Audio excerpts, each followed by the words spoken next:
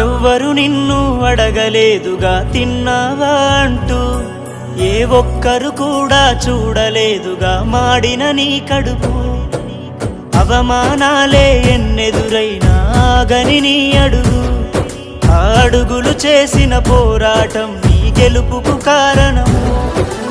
ఒక్కడితోనే మొదలైంది పల్లవి ప్రస్థానం, వందల వేల గుండెల్లోన ప్రశాంతుని స్థానం. చరిత్రలోన నిలవాలి అన్నా నీ విజయం, తగ్గేదే లేదు అస్సలు తగ్గేదే లేదు.